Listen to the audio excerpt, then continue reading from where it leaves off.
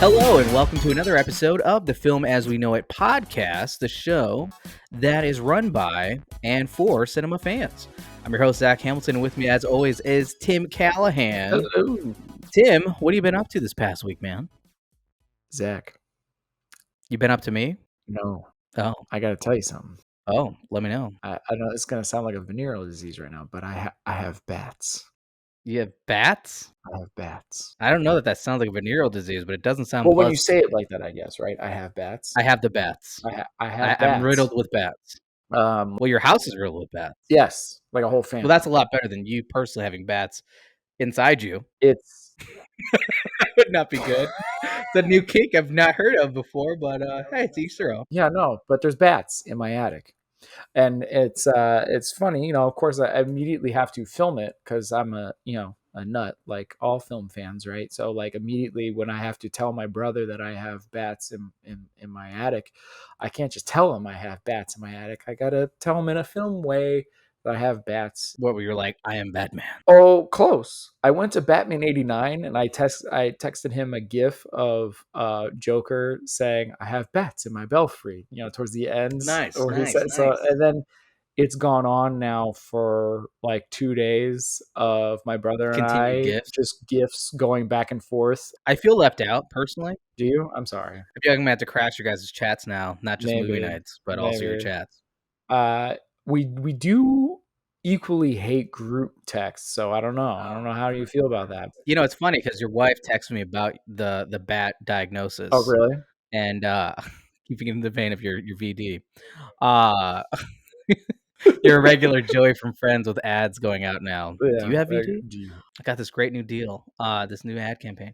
No, but she texted me, and I will admit that I do feel like we're very much on the same wavelength as usual, because my initial response was a Batman gif. Was it? So there you go. Well, he's like, you gotta go after those bats, and then it's like, then I'm texting him Nolan Batman. I'm like, bats frighten me. I'm doing that gif, and then he's like doing another gif of like someone embracing bats, and then like he woke me up this morning. I got a text this morning, and it was just a Batman gif of like the Bat Tootsie and that kind of stuff. And I'm like, okay, he's totally trying to mess with me because he knows like as much as I love Batman, rabies and stuff, like I don't want to mess with it. That's like some scary kind of stuff. Well, yeah, I mean, lest we forget about 28 Days Later and like World War Z is very. Which it's funny that's one of the lines that my brother and I quote to each other quite a lot. There's the beginning part where they're like they're getting in and they're trying to like free the monkeys, and they're like they're infected, and there's this great delivery of infected with what? I just love bats. Yeah, clearly. bats. We need to add a rough cut of that into our clips. I totally. If I tell my brother like, one of the kids are sick, he's like, infected with what? I think we got to do like one of those terrible like voiceovers that you see like on TV edits where they're like, orange you, like this like awkward, doesn't even match the audio. Totally. Yeah, that's great. I will say, and speaking of World War Z, not that I'm going to make an amendment or an addendum, if you will, to our top 8 Brad Pitt movies, but I did watch World War Z recently. I honestly thought it was going to be on and your I list. feel like it should have been. Maybe it's an honorable mention. Well, man, now you just totally threw me because we were just talking about amendment or addendums. I purposely didn't want to tell you about the bats, but I was like, I'm going to about do the it. bats. About the bats. You've thrown me. To be honest, they're not in the house. Yeah, so that's the distinction. That's important. There's like some wood slats to get air into the attic, so it's not overly hot, and there is like a wire mesh. Yeah, that is there blocking them to get all the way in. But there's like I guess some space in between those wood slats and where the mesh is that they're just chilling out in, and we've really like tried to piss them off, flashlights, keep the lights on. Like I even put like LED lights in the attic just to like. Can I just say, and I could be wrong, and you can let us know in the comments, but the photos that you sent or that Megan sent me, I'm like, dude, real talk, super impressed that you guys put stuff up in your attic because attics scare me. Yeah. Instinctually, they're not places to go. Number one, they're usually not stable to walk around in some cases. If you put boards up, they just look inherently creepy. Yeah, and I've seen enough horror movies to know that maybe we just don't hang out there. But when she sent them, not only do you have bats, which again adds to, like I said, the inherent creepiness of an attic, yep. um, you also had a bunch of stuff up there, and I'm like, "Damn, dude, I have props a to you," lot because of stuff like, up there. we have a storage issue at our house. We're recording in my house now, and Yeah. our pseudo office Hey, by the studio. way, yeah. Yes, new studio. Nice segue. Yeah, so you've got a cool, I think it's actually Chinese, uh, Is it Chinese? It's not Japanese? Chinese, I believe, but it's a That's variant upsetting. I wish it was Godzilla, Japanese to be uh, poster. Well, I'm yeah, sure the users or commenters will let us know in the comments, but, for sure. you've got a really cool Godzilla poster. It's kind of out of frame, really, but I have done everything, audience, as possible, annoying to Zach, to try to get the post because I like the poster so much that I was trying to get it more in view, and Zach's like, "God, man, like." well, you can see it. So we have a video up on our Instagram right now, Yeah, or so, and TikTok, I believe, as well. I just posted. Again, look for us hashtag Films We Know It Pod. That kind of showed the new space as I was setting it up last night in preparation for this way recording. late at night setting it up. Yeah, I'm going on 3 hours of sleep right now. More credit to you, man. I don't Pretty know. great. Yeah, I have, but the Monster Energy, which if you'd like to sponsor us, I could always use more free. And I also have I got it the too. Liquid Death, which we're both rocking the old still water, mountain water. But yeah, so I'm good. I'm caffeinated. I'm ready to rock. I'm ready to roll. Do it, man. Um, yeah, I mean, honestly, I think it's probably good to just kind of get going with I don't know, like, I was gonna suggest a topic, I still wanna kinda do it. Do it. Why We've not? been rolling a little bit on some random fun stuff. I don't have bats in That's in your house. belfry? No, I don't. I do have really gnarly bug bites, Yeah, you do. which, have concerned some people and made me consider going to urgent care, but I'm gonna be a man about it and just ignore it and hope it goes away. That's when people die. Yeah, it is. It is. This may be the last episode. I'm dying. No, No, they're fine. in fairness, I actually ended up getting some medicine called in or antibiotic called in, so I'll pick that up. But There you go. not to get too into my own business, Yeah, but man. it's fun. I'm allergic to mosquitoes. They love me too. It's like they know and they're There's a coming after lot of me. them down It's here. great. But yeah, so maybe we should kind of start with a topic or something. The topic to start us off Mhm. is what movie you've seen the most times. Now, I didn't come up with this topic, so I feel like I can go on so many different tangents, right? And like definitely what parts of your life. Yeah. There's all time. There's definitely the movie Well, you've killed with your parents and your aunts oh, I and know where this cousins is who would going. murder you if this movie get brought up because you watched it too many times. And then there's things you've watched too many times, like more later in life in your adult. I would say a movie that you think like if you had to look at like your top 3 Yeah, movies that you've probably had on repeat, what one would you say probably has the most views? Either with family, either by yourself, just in general. I have seen this movie like yeah. literally 112 times or something like that. Then I don't need an exact number, I'm just I know curious. two movies that I for youth wise I can go with right off the top of my head. Youth wise, yes, because you're such an old man. Well, no, I'm Back saying in my younger like years. my aunt was so mad at me about The Land Before Time. Wow. Okay, so kid, not Yeah, youth. that was like when I was a Or were you a teenager rocking Land Before Time constantly on repeat? It's okay. it was when I was a teenager, and then she had kids, and she's like, she had to watch it so many times with me when I was little that she's like, I'm never watching Land Before Time ever again. And then there's like 5 or 6 sequels, and her kids love them all, and she's like, I hate you. So I'm Wow. watching Land Before Time again. But I know, like, rental store wise, like when I got older, like the things like, what are you renting? You gonna rent the usual, Tim, kind of deal? And it was Transformers the movie.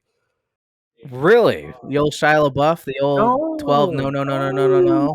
no, the cartoon Oh, movie, the okay, alright, well, original that's a lot cartoon more movie with Leonard understandable. Nimoy and Yeah, oh man, what Orson Welles which is a famously. wild one. It's Big insane, and I Orson love the Welles interviews of him doing like talking about Transformers. It's so funny. might be another Tales from the Set here. Probably. Well, I mean, I don't think it would be that long, but it'd just be funny just to like, let's just go over the interviews of what he said about that. Because Orson Welles is just hilarious, the things he said about What a Transformers. career to then go into Transformers down the road. Exactly. That's And voiceover. he voiced Unicron, and I destroyed the heck out of that movie. Yeah.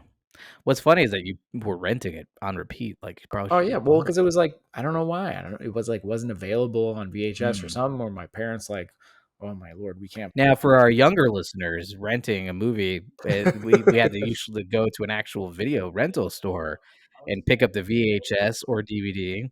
Was this a VHS or a DVD Oh, at it was this time? Yeah, VHS. yeah. I was young, man. It was Yeah, VHS. okay. Yeah, yeah, yeah. This is like early '90s when I was It's so funny because I have the Stranger Things, box sets.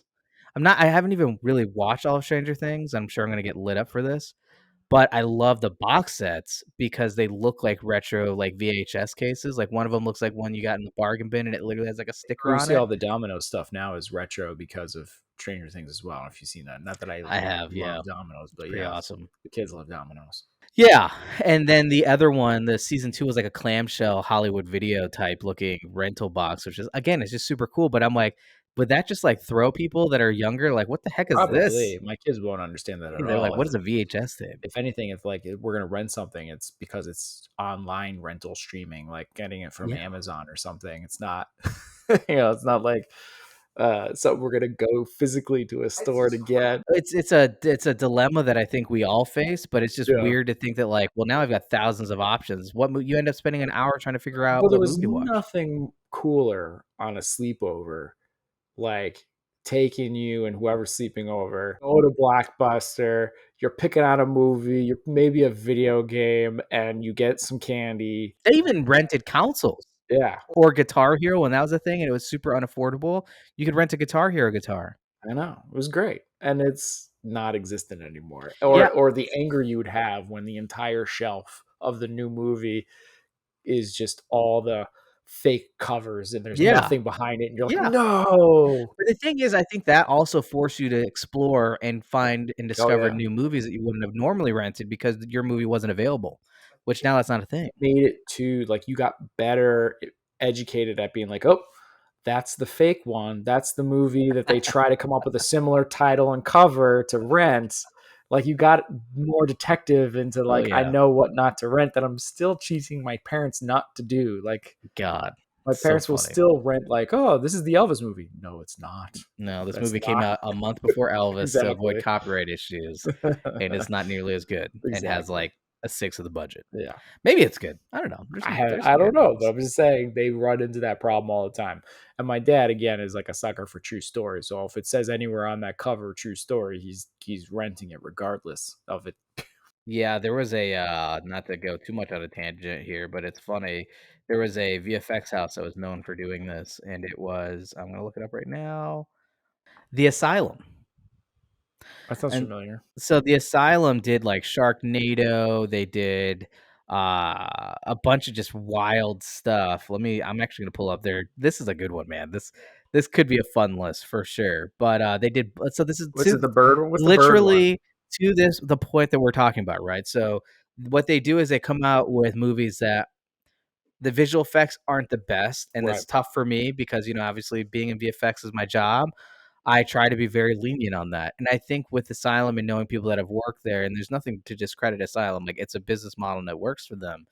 They do, like, a 6 months worth of work in, like, a month, Yeah. 2 months, so there's only so much you can do, and honestly, some of the artists that work at Asylum are some of the best artists because the fact that they're able to get the effects to look as good as they do in such a short amount of time, given the amount of volume that they're doing for the Wasn't movies. it the creators or somebody behind, the new She-Hulk show? Didn't they recently come out with that too? Like, 'cause, the original preview for She-Hulk got killed for the visual effects on, like, social media, and then, like, the creators had to come out and be like, "Okay, do you guys realize, like, what visual effects artists have to do in such a short amount of time? Like, that's not actually gonna be the final product. Like, you guys need to calm down, like, you're kind of being jerks." Like Well, and that's the thing, and I've touched on this in guest spots because I do a yeah, lot of guest interviews about just talking about, like, what I do for work yeah. and, also to kinda help promote our show here, and, one of the things that does come up is that, but it's like, I think people don't realize that in trailers, what you're seeing is likely not the final version of the shot. Like, it'll look different because they're like, maybe that's, like, 70% done, but they're rushing it out to get a trailer, and then when you see it and famously, I worked on Justice League, there was that whole 3rd act that got redone by Joss Whedon, Yeah. and originally it was like a dark blue sky, you know, when they're doing the big battle and everything, and then when Joss Whedon came in, he went more comic book accurate with the red sky, but there are literally trailers, like the first trailer, Justice League, that it's dark blue sky, and you see those same shots again in the latest trailer, and it's like all red sky. So you can Yeah, clearly see that there's changes happening, more dramatic in that sense because it's so obvious. But there's a lot of stuff like that for sure. yeah, Um, so yeah, I don't know. It's interesting for sure. So, but to the getting back to Asylum, what I was talking about, yeah. for clip's sake, we're gonna clip this. No, but Asylum is one of those companies that does what we were talking about at Blockbuster, where they would make a movie that was similar enough to the movie that when that movie wasn't available, you'd go with this, or make trick you as in your parents to get this movie thinking that that's the movie that you're looking for, and literally to that point in that business model, they're still doing it and they're still going strong. So what did we just see? What was our movie of the month this month? Uh, the one that you mean the one that just happened, right? Yeah, Yeah. our movie of the month Bullet Train. was, yeah, Bullet Train. Bullet Yeah, Train, yeah. right? So here's Asylum's latest releases. You ready? Tell me if you see a pattern here. I love it. Bullet Train down. Here's another one. You ready? Jurassic Domination. Oh, wow, that's even closer. Jeez. And then there was Moonfall, right? Yeah. So what do they have? Moon Crash. Ah. There was a new Thor, right? Yeah. Well, they did Thor: God of Thunder. Oh, there was a new Top Gun movie, right? Yeah, Top Gun. It was a big hit. It was awesome. We saw it together. It was We fantastic. did, yeah. There's Top Gunner: Danger Zone. Oh, Gunner. I like it. It's like a name. Then they kinda went off the rails here. They did a Titanic 666, which actually sounds kind of interesting. Yeah, It's actually, like I know it. Titanic meets the devil. Was it the satanic cult that put the iceberg I there? don't know, but it's funny because you can always tell, like, when, okay, there was Dune back in the day, Yeah. and right around the time that Dune came out, they had Planet Dune. So, So again, like, they're still doing it, and the thing is that enough to get around the copyright. they release, like, 40 or 50 films a year, which when you really think about that is insane They just turnaround. need you to get it to rent it a few times across the They make their world, money, and and they they make do their it on money a back. budget. It's a great business model. Is it a little bit somewhat shady? I mean, you know, I'll leave that up to the listeners, but it's, and technically they're doing it again, they release it slightly before the actual release date, straight to video, and Do then they do better now that the video store is no longer in existence? see, it's the thing, it's like there's so many options, would it get lost or would people Worse because of the I options, think that I feel like they might do worse, but I don't know, they're still doing it, so clearly there's a need for it. for sure. Or else. Should we, well, getting off of that and Yeah. our tangent, but it is informative for sure. Sure. And still check out those Asylum films. They're fun. I still get screeners all the time from like lesser known indie films and stuff like that, and they're always Yeah. fun to watch. I mean, it's always something new. It's different. That's true. Not everything has to be super polished. Like, who doesn't wanna watch with your buddies sometimes, like, just a I really think they did a bad movie? Clownado where it was clowns in a tornado, which is Yeah. actually terrifying. I mean, I again, bring us back to the video store. I think that was a stint of my life of being like, "All right, everybody pick, the case, right? Yeah. Pick the most outrageous thing that you think we'll get the most laughs at because it's so bad," type of deal, and then we'd Yeah. all, like, come back together like, "All right, which one are we renting?"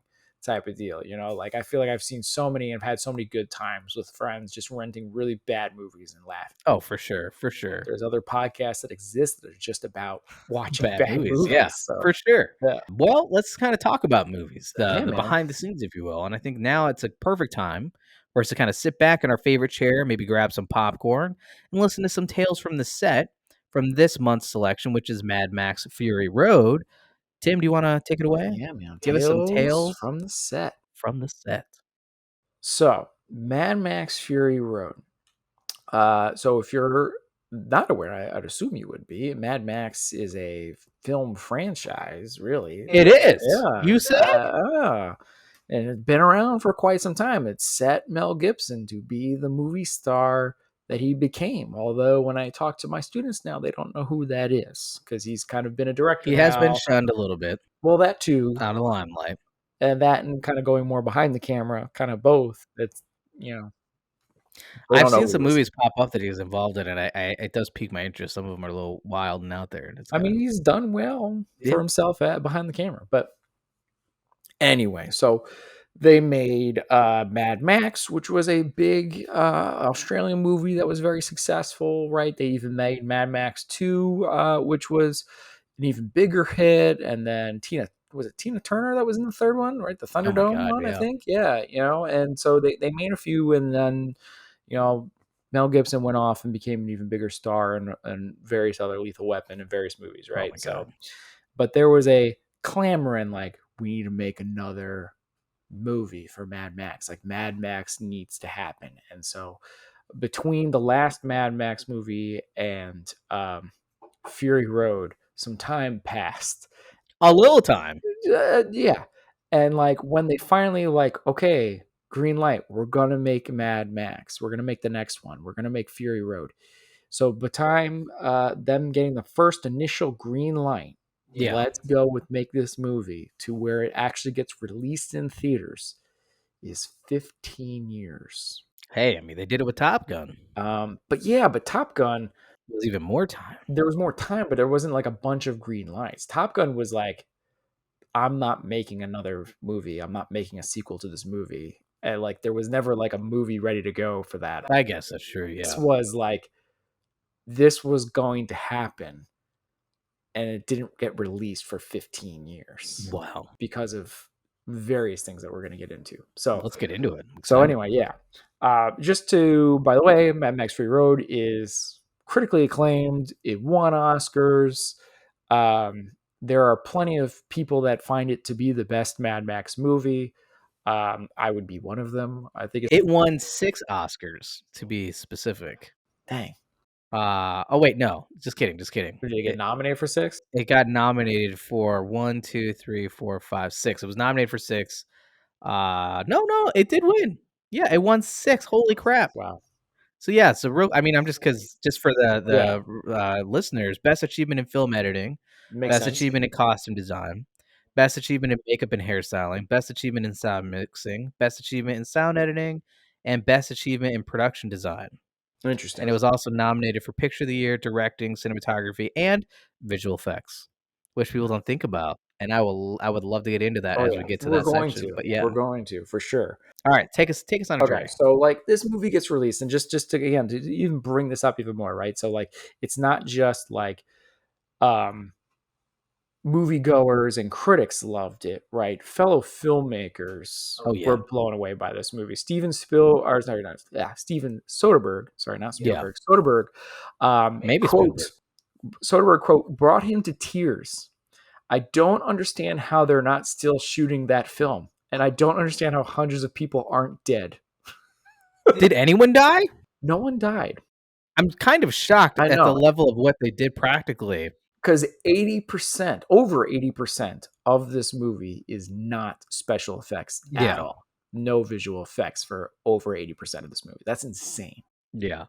If you're watching the show, you see the grin on my face because there's quite a lot, but it's fine. But yeah, Well, continue. I mean, still, it's a decent amount of special But yeah, they really tried to go hard today's to do it. Yeah. age to that much of it not being special effects is pretty astounding.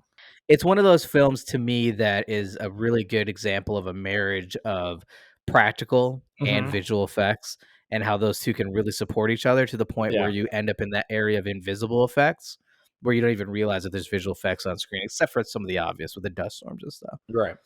We waited until there was a dust storm, and then we filmed. There will be more on that. Oh, maybe they did wait. We gotta get the proper lighting and weathering. Yeah. Oh, look, I did have it here in my notes. I feel so terrible. It did win 6 Scouting Awards. It is in my notes. I Oh, didn't get see? there. Oh my All gosh. good. Oh yeah. So again, over 80% of the effects are practical.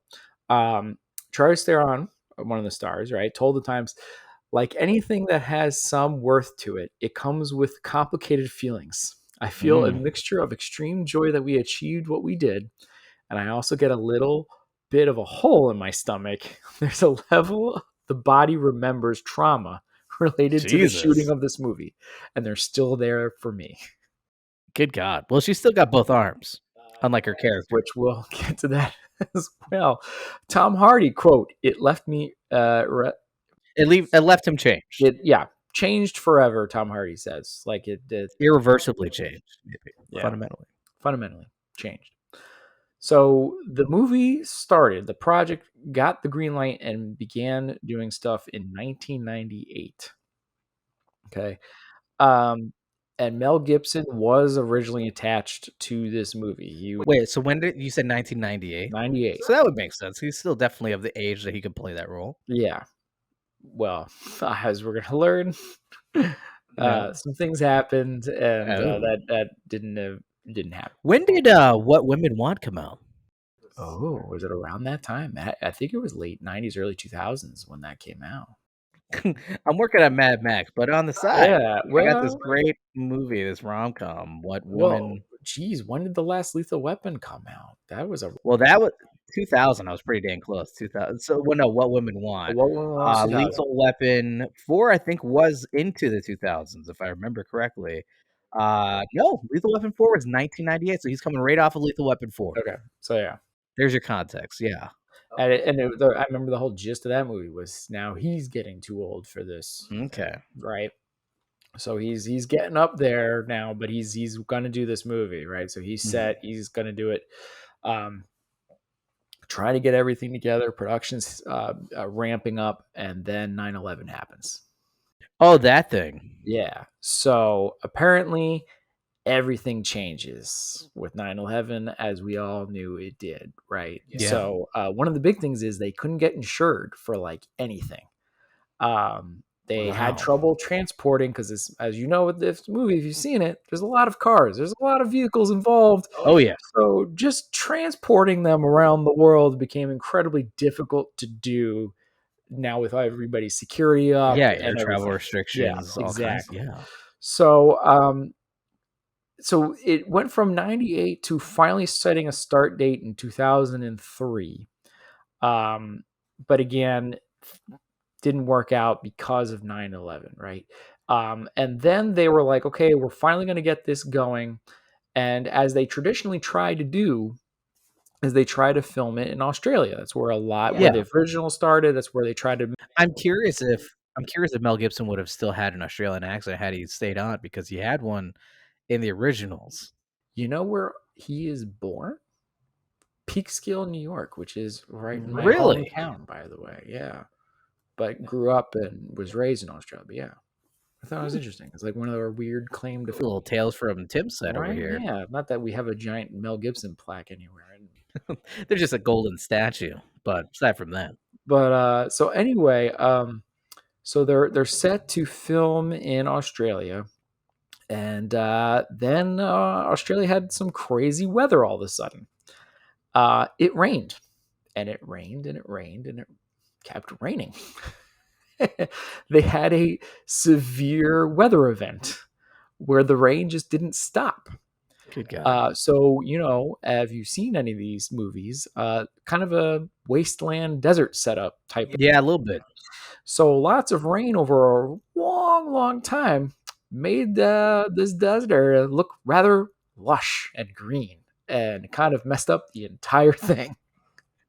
So, the it was a once in a century, they said, weather event that happened. How do you face that in production offices, Yeah, right? Like, all right, guys, we're ready to go. Unless there's like a once in a lifetime or once in 100-year weather event, I yeah. think we're good to go. And like, guys, that once in 100 just happened. Colin Gibson said, slowly, what was desert turned into beautiful flowers. So we put everything into storage and slunk away yet again. Wow. Kind of need a desert in a post apocalyptic movie. Nothing like God telling you, you know what, your movie can wait. Let's Yeah. put a pause on that. So lots of problems happening already, right? So lots of false starts, and they're like, Mhm. we can't wait for this lush green flowers to turn back into a desert. So we need to find a new place to do this. Um, I don't imagine that environmentalists would be happy with them ripping everything out to make a desert again either. So there's really not a apparently lot of too, and I options. need to confirm this, but apparently, So allegedly. allegedly, there were some issues with what they wanted to do effects wise, right? Okay. So some places, like just because of unions and what people can contractually do and safety protocols, Yeah. what you weren't going to be able to do everything that apparently George Miller, the director, wanted to do. And there was a lot of people that were involved in this production were like, well, obviously we would do this in visual effects. And George Miller's like, "I don't really want to." We can't hang people off of cars, man. He got his It's stunt like, but we can. coordinator, which I gotta look up his name again. I have it somewhere here in my notes, but the stunt coordinator was like, "I think it'd be really cool if we did some of this too practically." Where even George Miller was like, "I think that's gonna be CG." And he's like, I think I want to try practical effects here. So there were some issues too of like where could we pull this off? Glenn Suter? I think that might sound about right. I do have it popped up somewhere in the notes. I'm sorry that I'm messing this up. Yeah, it's Glenn Suter's stunt team worked on 3 months of perfecting the polecats. I guess one of the stunt coordinators is a guy named Guy Norris. Okay, well, there's probably multiple for Right. different I teams and guess he stuff. was the one that was in charge of a lot of the scenes here. Okay, Um, and he's the one that was like kind of like I want to. pushing for I want some cool stuff. Let's go crazy. Let's go And wild. apparently they would watch like things that movies have done in the past and like, okay, but let's try it this way. Like purposely almost more dangerous type of stuff, right?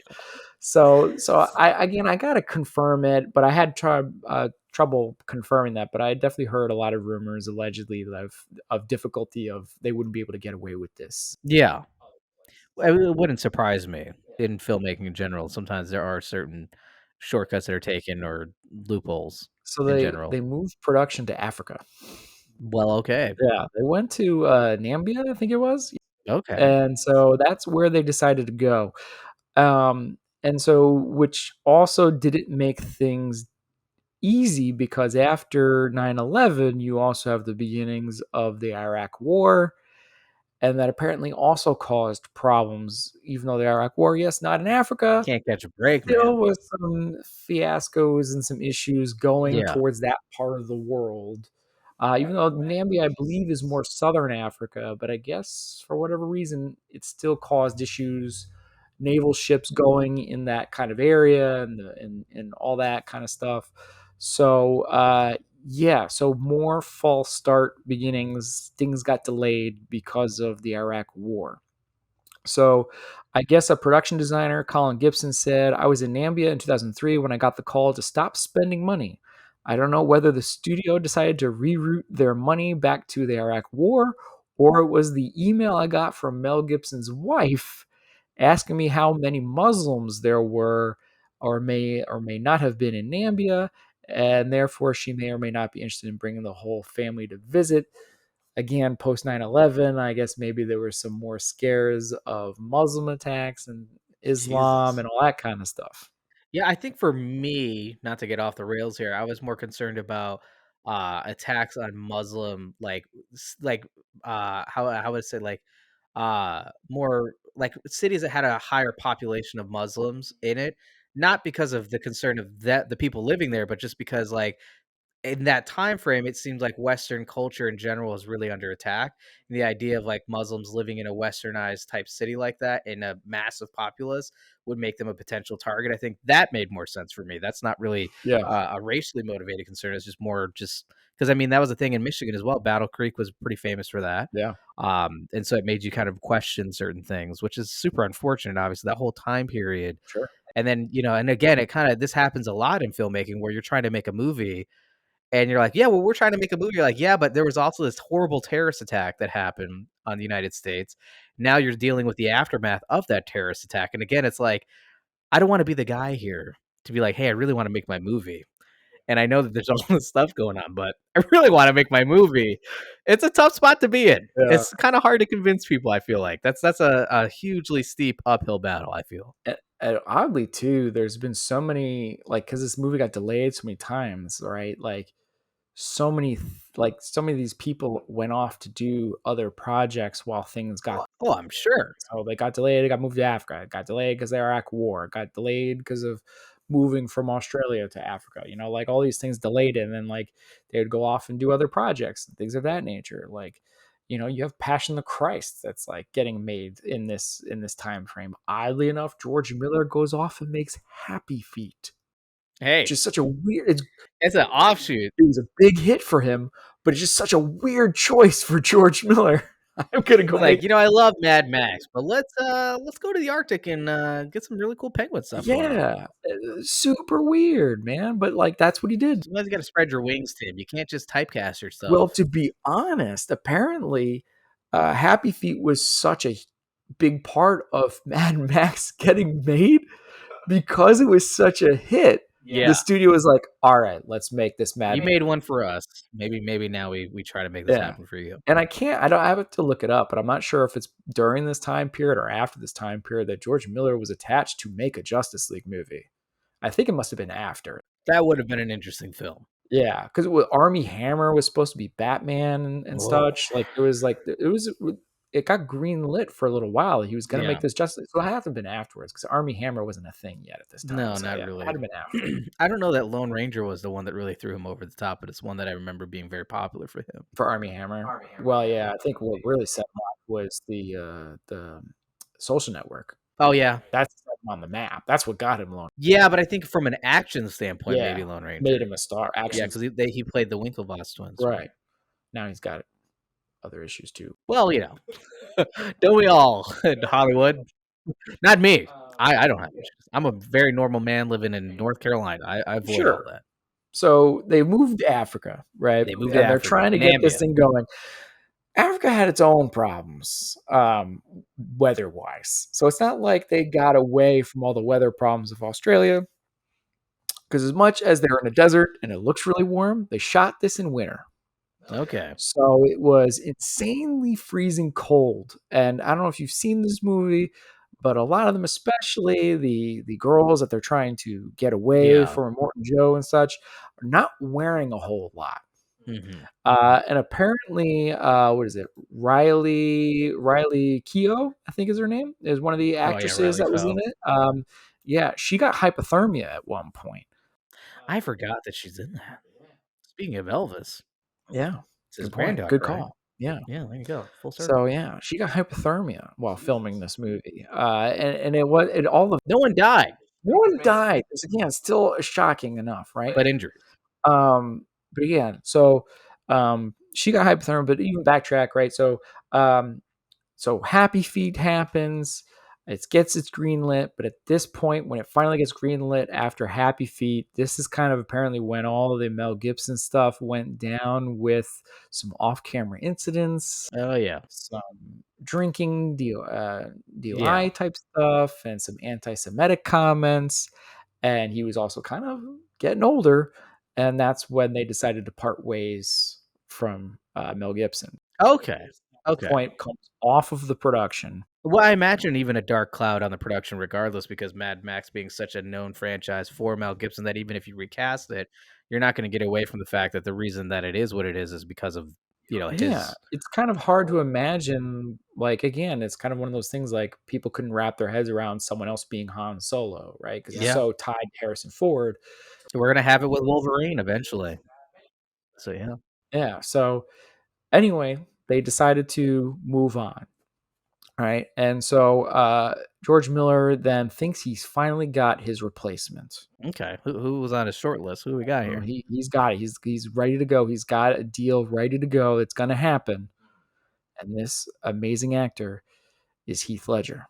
Oh my god, they just cannot avoid just Yeah. terrible incidents. It's like, curse this project. He has an unexpected death, as we are aware of, Unfortunately, movie fans, yes. yes, horrible as it is. What a combination to go from Joker to potentially Mad Max. Yeah, he was gonna really Wow. blow up, man. Like, not that he was already a thing, he Yeah, really but was still, already like, a I thing. It was mean, kind of amazing that, like, I feel like him being Joker was like, "Wow, this dude is not just a teen throb, this dude can yeah. act, he's amazing." And then he was also probably gonna be his own ginormous star because he was gonna be Mad Max, and then Wow. yeah, I didn't know that. unexpected events, yeah. He was set to do it. A series of unfortunate events should be the tagline for this film. And we're just getting started. So the George Miller then finds Tom Hardy, and Okay. and he says he's got the same energy as Mel Gibson, and he's my guy. So Tom Hardy gets casted, right? And they start casting the rest of this movie. What's her name? Rosie Huntington something. What's her name? I can't remember her. Rosie Huntington. She's one of the Whitley, I guess, is she's one of the girls too. It's in there. She's I don't know if she's married to him yet, or at least dating Jason Statham, who is a ginormous, action star, right? Yeah. So she is not. I don't know if she's married, but at least dating Jason Statham at this time. So I just thought this was an interesting quote here Oh, from Jason Statham and Rosie Huntington Whitley here, because they're talking about the production of this movie. Um, what the hell is going on here? Her husband replied, "Wow, this is so different from how I've ever gone to work." and good and God. this is coming from an action star who's done a lot of Yeah, I mean, his big stuff was Transporter series, and yeah. yeah. So anyway, uh, moving on. So not only was it really cold, but you had to deal with sandstorms and a lot of sand and dust, which made it very Which is difficult. terrible for camera equipment. And also the cars, Oh, yeah. because I there can only is imagine, a yeah. ton of cars here. I believe what they said 75 vehicles, at least. I think there might even be more than that, that were custom made.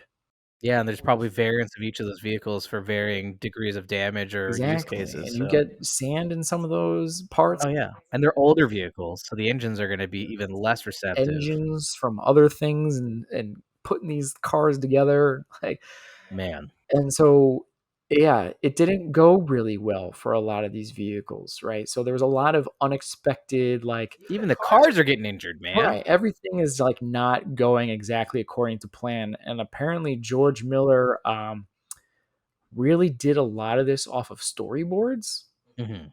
and not as much off of a script. Mm. And so there was just a lot of confused people. And I guess George Miller was so focused on the shots and the stunts. Apparently, that was one of his big things because this was a big stunt work thing. Like, I don't want anybody to die, as we said a couple of times. So a lot of like focus went into how we're shooting, making sure everybody's safe, and the stunts and all that kind of stuff. Yeah, and despite us maybe changing locations to do some of the stunts Right. we couldn't do elsewhere, we still allegedly, Right. we're still gonna try to do it obviously as safe as possible. Yeah. No one wants anyone to die on set. Nobody died, right? And Yeah, so, like, but I guess so much of that focus was there, it was less on the actors and yeah. actresses, and so a lot of people got pretty frustrated, like, "I don't know what's going on. What is he doing? What is he making here?" Like, and trying to wrap their head around it. So it caused a lot of tension, and there's, like, 9 months of filming in remote desert. Oof. So Varying degrees of not a lot to temperature. do. It's not like you're leaving your set, hanging out in your trailer in a city or something. You're in the middle of basically nowhere in Africa. I've been deployed Right. to Africa. So, and there's dust storms and things are not working when they're supposed to be working. And it's taking hours just to make sure things are set up correctly for shots or stunts to be safe as possible. Yeah. And to also not know what's going on. Like, is this movie making sense? Right? So it's making a very tense atmosphere. And I guess too, another thing to interesting note here, this is pretty early for Tom Hardy, right? He's Yeah. become more of a star obviously later on, but for 15 years. Oh, yeah, this is 2015. Yeah. Right, and again, movie took a long time to make to begin, so this is before he's a big star, so now he is jumping in this movie, and I think other Tom Hardy movies came out before this movie actually released, but he was making this movie first type of deal. Um, Which is always interesting because when you think yeah, of casting, you're like, "Oh, it makes sense because he did these movies." It's like, yeah, but he's already been right. cast So prior to these even happening. in the moment, he's Yeah. not this big star yet, It was a bit and more of a risk. he's in a Mad Max movie, and he's taking over for Mel Gibson. Right? Which No was a pressure. ginormous pressure, right? So, which it makes me feel bad too for what's his name that did the Han Solo too, to come back to that. But I can't, yeah. So anyway, so a lot of people are under a lot of pressure, right? There's one car called the Peacemaker. I got to show It's a you hell it of a car. later. It kind of looks like, We'll put it up on the yeah, it kind of I'll looks make a like a note. tank made with a different kind of car, like tracks and everything like that. It's kind of interesting. So all the intakes and the superchargers, they all lacked air filters, so they're ingesting all this kind of stuff, and it made the vehicles just damaged routinely. Um, the original engine was replaced with a water-cooled, Merlin V8, which was itself replaced by a Chevrolet, and then the former was destroyed by intaking too much sand, and then they had to do a complete redesign, and then it required different kind of cooling systems, and so it was almost kind of like Jaws, like the shark is broken again type of deal, and it was just on repeat with a lot of these cars that. Yeah, and then you're also in the middle of the desert, so how are you sourcing parts? Right. And then where are you going to fix all these things So you're too? sitting around for these Right, things to yeah. get fixed and everything, right? So, Tom Hardy is quoted, "As we dug in, it was dangerous, or certainly could have been extremely so if we weren't for the methodical professionalism and preparation of the experts, stunt coordination, stunt team, and the riggers," right? Well, So, that's good. again, it's interesting, like, everybody every quote I'm seeing, like, everybody was like, as much as these things were insane stunt-wise, it really was a lot of focus on making sure things were safe. Yeah. Nobody was gonna get hurt type of deal. Um, Talk about a difficult movie to ensure from the logistical nightmare of the stunts that they wanna do too. it kind of makes sense that they didn't Yeah. get their insurance right away, right? Yeah. Charlize Theron, the biggest thing that was driving the entire production was fear. Oh, great. I was incredibly scared because I'd never done anything like it. I think the hardest thing between me and George was that he had this movie in his head, and I Mhm. was just so desperate to understand it. It's tough, man. Yeah. As again, he did his storyboards rather than scripts, and again, where he spent most of the time. Guy Norris was the stunt coordinator, was in charge at times of more than 150 stunt people at the same Good time. God, He would man. describe it as a small army. Yeah. So Norris at this point, I guess Guy Norris worked with him for a lot of the Mad Max movies. Has done a lot of stuff with Okay. George Miller. He was 55 at this point. Alright. And he was doing a lot of a big stunt work himself. His sons were involved too in this movie. They played some of the what do you call those, the war boys or whatever, you I forget what they call them in the movie. Um, Jumped off a 500-foot building, crashed cars, have been set on fire, but that stunt worked so well, I thought, I don't know what else to do. I wanted to go out on that feeling. So he kind of stopped Fair after this. enough. He does give credit to Tom Hardy, who apparently did most of his own stunt work.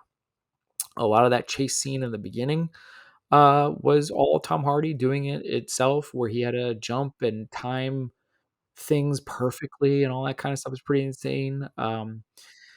The tanker sequence where there were those spiked cars that were Yeah, chasing yeah. him, whatever, they've never crashed vehicles to combine to make an even bigger explosion that close to another car before, like. Again, no one died. Right. It's kind of insane. So, and then there's the pole sequence, right? The pole cats they refer to him Yeah, yeah, as, yeah. right? And though that creates. And that was the guy that I was talking about, the stunt coordinator that was kind of involved in that. Yeah. So I guess George Miller thought that one was gonna be CGI.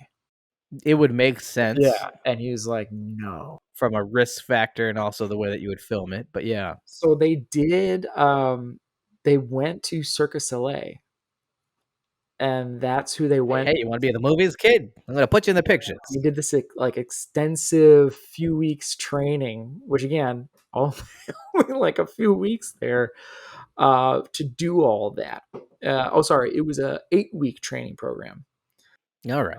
So and I guess they tried to make it, how they did it was they had this vision of those little ducks on your desk that would dip into water, you know? Jesus. And that was their idea of how they would get that to work. So they were legitly doing most of that practical effects, which is kind of insane. The final chase sequence had 75 vehicles in one shot. It's crazy.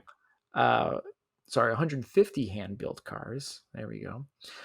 So after the production, Tom Hardy said, I have to apologize to you because I got frustrated. There was no way George could have explained what he could see in the sand when we were out there because of the due diligence that was required to make everything safe and so simple. What I saw was a relentless barrage of complexities, simplified for this fairly linear story. I knew he was brilliant, but I didn't know how brilliant until I saw it. So my first reaction was, "Oh my god, I owe George an apology for being so myopic." Hmm. Charlize Theron also said similar things about this. The point where she would ask the director what the hell what they were doing, Yeah. and didn't understand until she saw the finished copy. Yeah. Um, Forest of the trees, right? Seeing the forest of the trees. right. So people were constantly covered in sand at the end of every day. After 5 months, it was okay, I guess, they got it, but after 9 months, Zoe Kravitz was in the movie. We wanted to go home so badly. It had been 9 months, and not 9 months where you were in a city, you were hanging out in a trailer. It was 9 months of the environment you're seeing in the movie with nothing around. You really start to lose your mind a little bit. Yeah, I mean, I can imagine.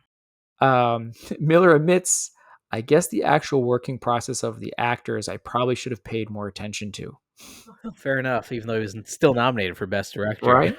despite that comment. Um, Hardy struggled with the slapdash nature of the shoot, and Charlize trusted Miller more, I guess, than Hardy did. And Hardy was under the extra added pressure, I guess, because even Charlize Theron admitted that they didn't really understand where each other were standing with things, and maybe she should have Yeah. been more understanding too of Hardy. But apparently, it was Tom Hardy that was like really coming out after everybody. But anyway, so they didn't get along. Tom Hardy and Charlize Oh, Theron. yeah. That was the famous thing. That's what probably most people know about. They had And we're getting into that pretty late in this, so clearly there's a lot more stuff going on, yeah. weird, right? So where was I? So Kravitz noted, really had moments of frustration, of anger. Charlie's did too, but I feel like he's the one who really took it out on George. This is Tom Hardy the most. And that was a bummer to see. But in some ways, you also can't blame him because a lot being asked of these actors, and there were a lot of unanswered questions. Yeah. Yeah. At one point, the Nambia Coast Conservation got involved because they were worried about certain things being destroyed while being filmed. Jesus. And they had to come out to production to kind of supervise, apparently, because of all these chase things that were happening in the desert. Although apparently the Film Commission of Nambia came out later, said everything was fine. Um, Tom Hardy broke his nose because Charlize Theron had to wear this green cast Oh. for the prosthetic for his Yeah. visual effects. Apparently, got hit Tom Hardy in the face with that by accident, so he got a broken nose from that. Um, Hardy says, "I think in hindsight, I was in over my head. The pressure on both of us was overwhelming. What she needed was a better, perhaps more experienced partner in me. That's something that can't be faked. And I'd like to think that now I'm older and uglier, I could rise to that occasion." I think the nice thing too, though, is so much in Hollywood, you get these situations that unfold on sets, and then no one apologizes or is willing to take any kind of blame or Yeah, understand that their part in the situation too. That's just the other people's part. And so it's kind of nice to just see both of them kind of self-reflecting a bit and realizing that like they both were at fault. And yeah, it may have been one more than the other, but that fact that they're both willing to kind of share in that is kind of refreshing, I have to say, especially given agreed. the situations that they were in Yeah, being as challenging as they were.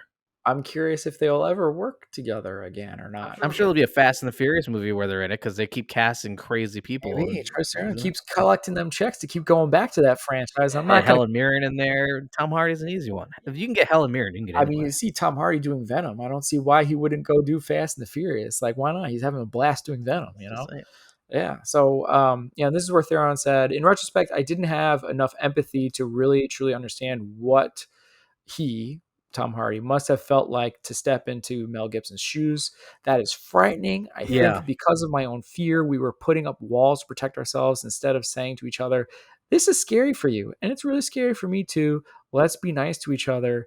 In a weird way, we were functioning like our characters. Everything was about survival. Well, kinda hard not to be in that mindset when you're 9 months into the desert Yeah. and, living in those conditions. Yeah. So constant fighting between the two of them. Apparently, Hardy was really mean to a lot of people. Is the vibe I'm getting. Which again, cool that he kind of owns up to it and Yeah. realizes kind of after the fact. But so at this point, the studio visits and Oh, boy. is very upset on what they are seeing. So they are told that the camera will stop on December 8th. Whatever you got, that's it. That's the end. Mm. And so at this point, they haven't even shot in the beginning or the end of this movie yet. And these were supposed to happen in Australia still. Oh, great. So basically, yeah, they're like, that's it. So they ended production and they had to just go back without the beginning or end of this movie. And then the head, I guess, of the studio at this point, or who the head of the project, I'm not quite sure.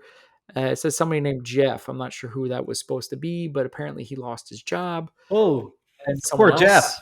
someone else stepped in and was like, okay, maybe we should put some money into this and let them finish the movie.